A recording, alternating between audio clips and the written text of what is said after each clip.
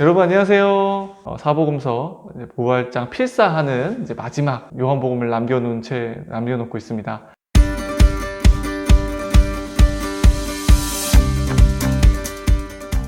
여러분들 이제 4주차 이제 요한복음 들어왔는데요.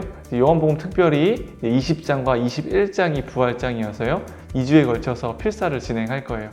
그래서 오늘 영상 촬영을 마지막으로 해서 요한복음에 대한 개론과 그리고 20장, 21장에 대한 간략한 이야기들을 하고 마치려고 하는데요. 지난주에 저희가 이제 예고했듯이 이번 영상에서는 새로운 이제 강사를 초청했어요. 바로 이분이 해주실 건데 여기 보이나요? 여기 위에다가 제가 사진을 띄웠어요. 이분께서 여러분 너무나 잘 아시는 분이죠? 이분께서 요한복음 강의를 해주실 거예요. 그런데 여러분 이제 녹화를 하다 보니까 너무 이게 좋은 말씀들을 많이 해주셔서 1회분에는 이 모든 걸 담기가 조금 길어지더라고요.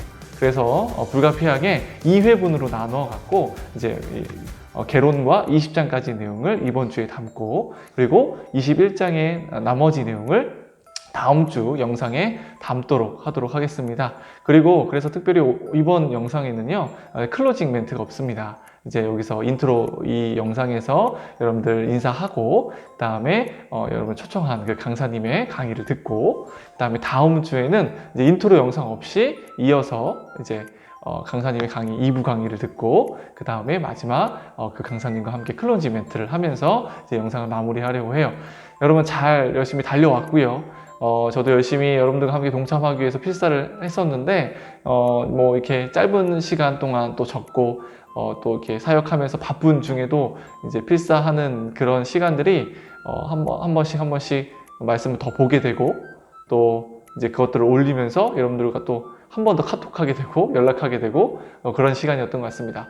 여러분 어쨌든 이것을 마치더라도 여러분들 안에서 계속적으로 또 스스로 말씀을 보고 묵상하고 또 서로 소통하고 이야기하고 연락하는 그런 귀한 시간들이 계속 있었으면 좋겠습니다.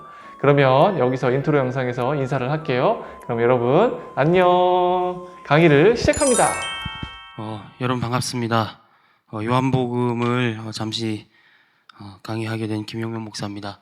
이 자리에 앉으니까 왠지 뭔가 노래를 해야 될 것 같은데 노래는 아니고 간단하게 요한복음에 대해서 한번 또 생각해보고 이 부활 절기 동안에 여러분들이 복음서의 부활 그 본문을 쓰고 또 묵상하는 그런 귀한 나눔을 가졌다고 얘기를 들었는데 오늘 여기 마지막 시간으로서 이 요한복음에 나타난 부활하신 예수님은 우리에게 어떤 의미로 다가오고 있는가.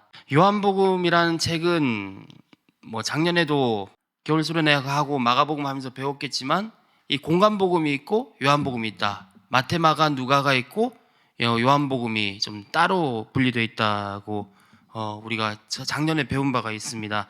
그러니까 공간복음의 포커스는 굳이 좀 러프하게 말한다면은 공간복음에서는 예수님은 무엇을 하셨는가 이것에 초점이 있다면은 요한복음에서는 예수의 의미에 대해서 다루고 있죠. 그러니까 예수님이 어떤 일을 하셨냐 하면은 마가복음을 찾아보는 게 제일 낫습니다. 그런데 믿지 않는 사람들이나 아니면 우리가 전도할 때 예수님이 누구냐라고 물을 때는 우리는 보통 요한복음으로 대답하죠. 예를 들어 여러분 아는 게 뭐가 있죠? 나는 세상의 빛이다. 뭐 내가 곧 길이요 진리요 생명이다. 뭐 그런 나는 뭐 선한 목자다. 그런 예수님의 자기 선언 같은 게 요한복음에 나온단 말이에요. 그러니까 요한복음은 그 당시를 사는 기독교인들에게 예수가 어떤 의미로 다가왔는가 하는 그 신앙 고백이 담겨 있는 책입니다. 요한복음을 읽으면서 공간복음과 부딪히는 부분들이 있어요. 좀 더 관심이 있으신 분들은 제가 작년에 우리 그 성교회 유튜브에 올려놓은 그 신약이 보인다 중에 요한복음을 한번 들어보시면 되는데 공간복음하고 막 차이 나는 게 많고 날짜도 다른 것도 있고 그래요. 그렇다고 해서 그것이 아무런 의미가 없느냐, 이 중에서 뭐가 옳으냐 그거를 따지는 것은 성경의 의도가 아니에요. 왜냐하면 요한복음은 예수님이 어떤 의미인가 누구인가를 가르쳐주고 있기 때문에. 그래서 우리가 요한복음 읽으면서는 오늘 우리에게는 예수님은 누구일까? 만약에 우리가 복음서를 쓴다면은 예수님을 어떤 예수라고 표현할까? 여러분 복음서라는 거는 신문기사나 정확한 그런 연대표가 아닙니다. 그 당시 신앙 공동체나 시대에서 바라보는 예수님의 모습, 그렇다고 예수님의 모습을 가짜로 지어냈다는 건 아니에요. 하지만 그 시대 그 사람들에게 더 다가오는 예수님의 모습을 나름대로 건강한 의미에서 성령의 감동하에서 다양하게 재해석했던 신앙의 선조들의 기록인 것이죠. 아무튼 요한복음 그렇습니다. 그런데 이 부활 기사만을 놓고 볼 때는 마태복음 28장, 마가복음 16장, 누가복음 24장, 요한복음 20장, 21장 그렇게 총 사복음서 안에 부활장이 5장이 있는데 그 부활의 기사만을 볼 때에는 공간복음이라고 해서 또 그렇게 같지도 않아요. 굉장히 사복음서의 부활에 대한 증언이나 부활에 대한 기록들은 굉장히 다양하게 나타나고 있습니다. 자, 이것은 그럼 오늘날 우리에게 어떤 의미로 다가올까? 그거를 함께 좀 오늘 이 시간에 생각을 해보고자 합니다. 자, 먼저 요한복음의 부활장은 2장에 걸쳐 있죠. 마태, 마가, 누가는 뭐 한 장씩만 필사하면 되는데 요한복음은 무려 2장이에요. 왜냐하면 요한복음 20장에서 요한복음이 끝납니다. 그런데 21장이 부록으로 붙어 있어요. 그렇기 때문에 요한복음 20장과 부록 그렇게 해서 요한복음의 부활 이후에 나오는 기록들은 2개의 장으로 구성되어 있다. 자, 20장은 예수님의 부활에 대한 증언들이 나타납니다. 막달라 마리아와 또 베드로와 요한 그리고 또 숨어있는 제자들 그리고 예수님의 제자 도마 등에게 나타나신 예수님의 이야기가 나타나 있고 요한복음의 끝이 나고 21장은 우리가 잘 아는 유명한 내용이죠. 부활주일에 담임 목사님 설교 내용이기도 했던 갈릴리 호수에서 베드로를 또 제자들을 다시 부르시는 그 유명한 내용으로 되어 있습니다. 자, 아까 복음서의 부활 기록은 매우 다양하다 그렇게 되어 있는데 자, 이건 무엇을 의미하는가? 어떤 사람은 복음서의 부활 기록이 막 다양하기 때문에 이봐라 이거 부활은 다 가짜다 뭐 환상이다 그렇게 이야기를 하는데 오히려 이것은 예수님의 부활의 속성 부활이 갖고 있는 특징을 잘 모르기 때문에 그런 거예요. 자, 부활하기 전에 예수님과 부활하고 나서의 예수님의 차이가 뭐가 있을까요? 그러니까 부활하신 예수님은 이런 살덩어리가 다시 살아난 게 아니에요. 요한복음에 보면 나사로가 죽었다가 다시 살아나잖아요. 그거는 그 살아난 나사로는 다시 죽어요. 그런데 예수님이 부활했다 하는 것은 이 육체가 그대로 뭐 지방이나 단백질이나 뭐라 하나 이게 흙으로 만들어진 육체를 입고 태어난 그게 아니라 부활의 몸으로 계시는 것이기 때문에 시간과 공간의 제약을 받지 않고 초월하십니다. 오늘 요한복음 20장에도 보면은 제자들이 모인 곳에 문들을 꽉 닫고 있는데 그곳에 예수님이 갑자기 가운데 벽을 뚫고 나타나셔가지고 평화를 빈단 말이에요.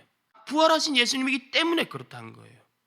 그렇기 때문에 예수님은 이제 마음만 먹으면은 자신의 임재가 필요한 누구에게나 어디에드나 나타나실 수 있게 된 것이죠. 그렇기 때문에 성경에 나타난 부활에 대한 증언들, 기록들은 매우 다양하게 나타난다는 거죠. 이 부활이라는 거는요, 2000년 전 과거의 역사에 갇힌 사건이 아닙니다. 오늘날 우리에게 부활은 경험될 수 있다는 것을 그 다양한 부활에 대한 성경 고백 속에서 우리는 알 수가 있죠. 그런데 이 재밌는 게 하나 있어요.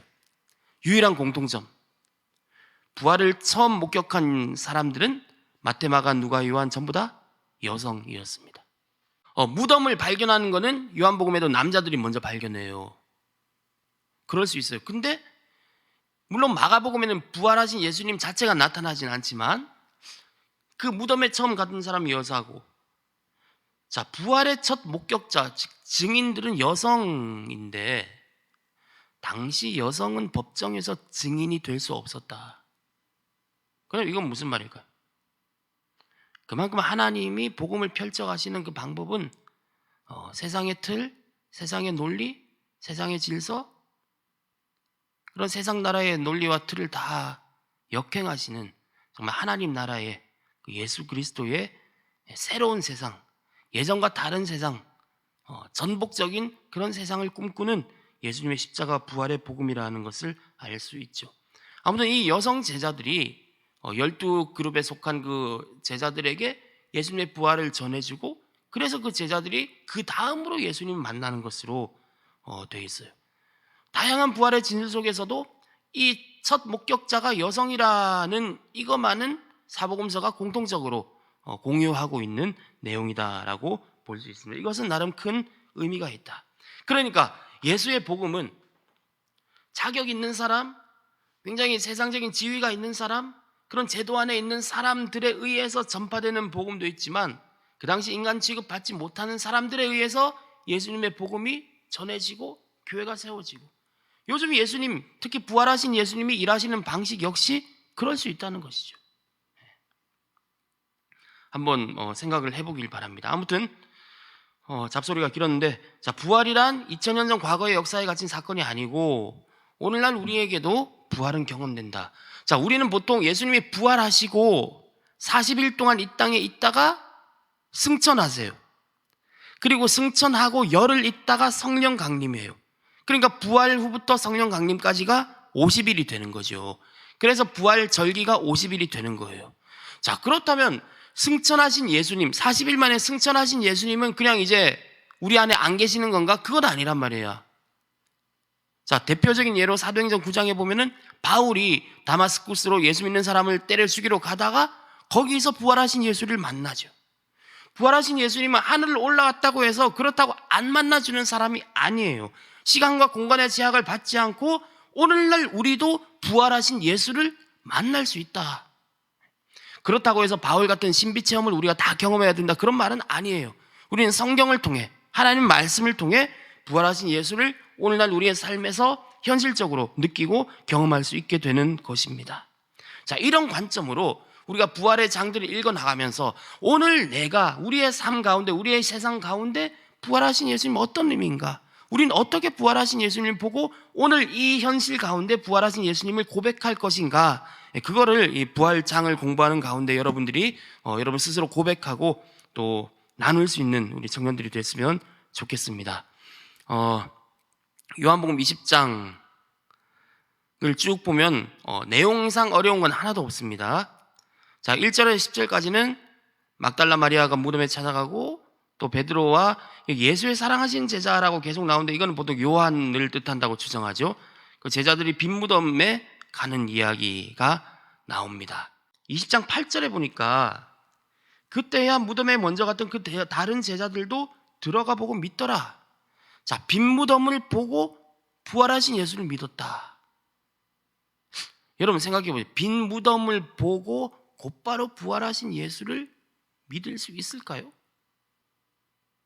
그 당시 세상 사람들은 예수님의 시신을 제자들이 도난해갔다 그런 식으로 소문을 내는 그런 기록들이 마태복음에 있잖아요. 근데 이 무덤만을 보고 예수님을 부활 신앙을 가지게 됐다라는 관점은 신약에서 굉장히 유일한 이 요한복음의 기록으로 볼 수가 있습니다. 빈 무덤이 부활을 상징하는 거죠. 빛은 무덤에서 새어 나온다라는 유명한 문익환 목사님 시 구절이 있는데, 예수님의 빈 무덤은 공허한 허무한 그런 무덤이 아니라 우리에게 부활을 증거해주는 그런 충만한, 빛으로 충만한 공허함이라고 할까, 그런 역설적인 내용이다. 넘어가겠습니다. 그다음 11절에서 18절까지는 예수님이 막달라 마리아를 만나십니다. 그리고 막달라 마리아는 처음에 그 사람이 예수인 줄을 몰랐죠. 하지만 예수님이 마리아야 라고 친히 이름을 불러주실 때에, 부활하신 예수님이 막달라 마리아의 이름을 불러주실 때, 그때 막달라 마리아는 예수 그리스도의 부활을 체험하게 되고 또 새로운 부활의 소망을 얻게 되는 것이죠. 우리의 이름을 부르시는 부활하신 예수님을 묵상할 수가 있습니다. 그리고 19절에서 23절까지는 작년에, 이게 사실 작년 여름 수련회 주제 말씀이었죠. 기억나시나 모르겠는데 성령을 받아라 라고 22절에 나와 있는 거 가지고 여름에 속초를 갔죠. 아마 많이 들어본 기억하시는 설교일지는 모르겠는데, 남자 제자들이 무서워서 문을 닫고 부활하신 그날 저녁에 있었는데 예수님이 갑자기 가운데 나타나셔가지고 안녕하고 인사를 건네시는 거죠. 평강이 있을지어다 라는 거는 거창하게 얘들아 평강이 있을지어다 짠 하고 나타난 게 아니라 그냥 샬롬이라고요. 마치 아무 일도 없었던 것처럼 예수님은 제자들에게 나타나셔서 얘들아 안녕 그러시는 거죠. 굳이 평강이 있을지어다 라고 번역할 만한 구절이 아니에요. 가장 평범한 인사예요. 안녕 아무 일도 없었다는 듯이 하니까 제자들은 아마 더 무서웠을 거예요. 그래놓고 예수님이 손과 옆구리를 보이시고 그리고 예수님이 제자들에게 말합니다. 나도 너희를 보낸다. 어디로? 두려움 속에서 자기만의 그 두려움의 벽 안에서 꽁꽁 숨어 있지 말고 이제 부활에 대한 희망을 가지고 세상으로 나가라는 거죠. 문을 열고 벽을 뚫고 제한된 은신처 가운데 앉아 있는 것이 아니라 부활한 그 예수의 소망을 가지고 나가라. 밖으로 나가라. 근데 밖으로 나갈 수 있도록 하는 힘은 뭡니까? 바로 22절에 나타난 성령이죠. 성령을 받으라. 그 성령의 능력으로 이제 벽을 뚫고 너만의 동굴에서 나와서 부활의 희망을 가지고 밖으로 나가라. 그렇게 해서 12제자 중에 도마와 가룟유다를 뺀 사람들과 부활하신 예수님의 첫 만남이 그날 부활한 날 저녁에 일어나는 거예요. 그 다음 20장 24절부터는 유명한 도마의 이야기가 나옵니다. 보통 의심 많은 도마라고 하죠. 이 의심 많은 건지 합리적인 건지는 모르겠어요. 근데 전설에 의하면 도마의 직업이 목수였대요. 목수는 직접 이거를 재보지 않으면 사실 함부로 믿기 힘든 직업이에요. 그래서 그럴 수도 있어요. 내가 직접 봐야 믿겠다. 그 손을 옆구리에 내 손을 넣어봐야 되겠다. 그리고 나서 8일 후에 제자들이 다시 집안에 있는데 그땐 도마도 함께 있었다. 일주일 후에 나타나신 예수님. 그리고 또 예수님이 갑자기 가운데 뿅 나타나시고 안녕 그러시는 거예요. 그래가지고 도마한테 손 넣어봐라. 옆구리 만져봐라. 그래서 믿음 없는 자가 되지만 믿는 자가 되라 하는데 자 도마가 이거 예수님의 손과 옆구리를 만졌을까 안 만졌을까? 27절과 28절 사이에 만졌다는 말이 없어요. 제 상상은 이래요. 예수님 만져보라 하니까 도마가 놀래가지고 만지기는커녕 나의 주님, 나의 하나님이라고 신앙 고백을 하는 거죠. 그 찰나의 그 부활하신 예수님 만난 감격 가운데 모든 의심이 예수님을 향한 신앙 고백으로 바뀌게 되는 거예요. 도마의 의심 이후에 생겨난 신앙 고백은 주는 그리스도시다라는 베드로의 신앙 고백보다 어쩌면 더 고차원적인 신학을 담고 있는 신앙 고백이 되었어요. 도마의 신앙 고백이. 그러다가 의심만 한다고 막 도마를 욕할 거는 아니라는 거예요. 우리가 부활을 고백하는데 이런 생각 들어요. 아무런 의심도 두려움도 없이 그렇게 부활이 쉽게 믿어지고 부활을 쉽게 찬양하는 것이 어찌 보면 부끄러운 일 아니냐고. 부활이라는 이 말 가운데는 죽음이라는 말이 뒷면에 깔려 있는 거예요. 죽지 않고 부활할 수 없거든요. 그러니까 야, 저 사람 부활했다 하는 그 말 안에는 뭐가 숨어 있는 거예요? 자, 저 사람 죽었다. 죽어봤다. 부활이라는 고백 안에는 죽음에 대한 고백이 있다니까. 죽음 없는 부활이 없어요. 우리는 부활을 그냥 너무 쉽게 고백한다고. 예수님의 십자가 죽음에 대한 깊은 묵상 없이 그냥 예수님 부활했다? 그렇게 할렐루야 하고 계란 먹고 끝나버린 게 부활절은 아닌가요? 그렇게 쉽게 고백하는 우리보다 어쩌면 도마의 이 심각하고 진지한 신앙적인 고민이 오히려 부활을 부활되게 더욱 부활에 대한 깊은 신앙 가운데 세워주는 고백이라는 거죠. 그래서 도마는 말하죠. 나의 주님, 나의 하나님이다. 우리의 믿음이 아무런 의심도 없다면 그거는 좋은 믿음이 아닙니다. 일종의 새 뇌일 수도 있죠. 고민하지 않고 생각하지 않고 때로는 의심하지 않고 그냥 나는 예수 잘 믿어? 그런 분들 조심하셔야 돼요. 아무튼 이 도마 사건에서 우리가 좀 더 살펴볼 수 있는 거는 예수님을 믿지 않는 사람이 예수님에게 보여달라고 했던 증거가 뭐죠? 고난의 흔적을 보여달라고. 다른 기적이나 뭐 영광이나 그런 게 아니라 고난의 흔적을 보면 믿겠다. 요즘 세상 사람들이 예수 못 믿겠다, 교회를 욕합니다. 왜? 교회가 고난의 흔적을 보여주지 못하기 때문에. 세상 사람들이 교회에 기대하는 거는 도마처럼 의심 많은 사람들이, 불신앙을 가지고 있는 사람들이 교회에 예수의 제자라고 하는 우리들에게 기대하는 거는 영광도 아니고 기적도 아니고 많은 돈도 아니고 어쩌면 이 도마가 요구한 고난의 흔적일지도 모른다니까요. 우리 가운데 이런 고난의 흔적이 있는지 깊이 묵상해 봤으면 좋겠습니다. 자, 그리고 29절에 보니까 예수께서 이르실 때 너는 나를 본고로 믿느냐, 보지 못하고 믿는 자들은 복되도다, 그렇게 되어 있는데요. 자, 이 말은 뭘까요? 왠지 도마가 믿었는데도 도마를 좀 낮추시는 것처럼 생각될 수도 있어요. 어떤 사람은 이 구절을 가리켜 가지고 보지 않고는 믿지 못했던 도마를 계속 비난하기도 합니다. 그런데 이 29절 말씀은 자, 예수님의 부활을 실제로 보지 못한 모든 교회에 주시는 예수님의 복 선언이에요. 후대의 독자들, 요한복음 그 공동체도 부활하신 예수님을 직접 경험한 사람들이 이 12제만큼 생생하진 않았을 거라고. 자, 우리와 2000년 전부터 지금까지 모든 예수를 믿는 사람들은 보지 못하고 믿는 자들이에요. 부활에 대한 믿음, 예수님에 대한 믿음 가운데 희망으로 살아가는 모든 사람에게는 복이 있다. 그런 예수님의 복의 말씀이지, 이거를 갖다가 예수님이 뒷그립게 실컷 옆구리 다 까놓고 말이야, 도마 보고 야 그래도 안 믿고 안 보고 믿어야지, 그렇게 정죄하는 그런 말씀이 아닙니다. 우리 모두에게, 믿음을 가진 모두를 따뜻하게 축복하시는 예수님의 말씀입니다.